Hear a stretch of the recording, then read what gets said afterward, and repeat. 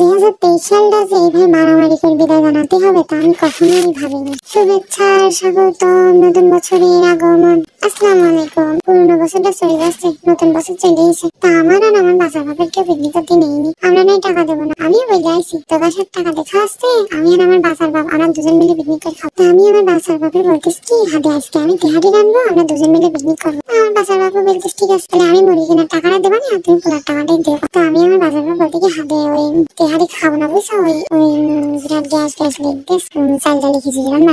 ওই তো টাকা দেওয়ার কথা হইতেস না, এই জন্যই তোর গ্যাস না আরো কত কিছু লাগবে না। তোর সাথে তো আমারই পিকনিক করতে মন চায় না, মানুষ কি পিকনিক করবে? ভালোই তোর কেউ নেই। কি বললে তুমি কথাটা বলতে বুঝলে? যাই হোক, ঝগড়াঝাটি মারামারি কাটাকাটির পর এই আমরা এখন এই সুন্দর ভাই বছরটা বিদায় দিয়ে দেবো। আর এই খিচুড়ি আর মুরগির গোস্ত খেয়ে নতুন বছরটা ওয়েলকাম করবো। আর এখন কারণে সারা বছর যেন এরকম গোস্ত গুলা খেতে পারি সেই জন্য। হাতে এই দেখো আমাকে টুনাটুনির পিকনিক, দুজন মিলে সমান তালে কাজ করতেছি। আমি মুরগি কাটলাম আর বাসার বাপ ধরছে, আর এদিকে বাসার বাপ মুরগি ধুতে ধুতে আমি সব মাল মশলা কেটে নিচ্ছি। মশলা কাটতে গিয়ে আমার কাছে ছেড়ে দেখি সব এরম সেদাইয়ের মতন কাজ করি আমি। যাই হোক, এখন এই মশলা আমি শেষ করছি, পেস্ট বানাই ফেলবো। ঠিক বাসার বাপের যেভাবে শেষি ওইভাবে শেষ করতে শেষতে আমার হাত ব্যথা হয়ে গিয়ে আমার বাসার বাপ এসে ফিনিশিংটা দিয়ে দিল। দেখছি আর বলতে এবার বলে দিন কেটা কাজ শেষে বেশি আর কাজ শেষায় ফিনিশিং ভালো।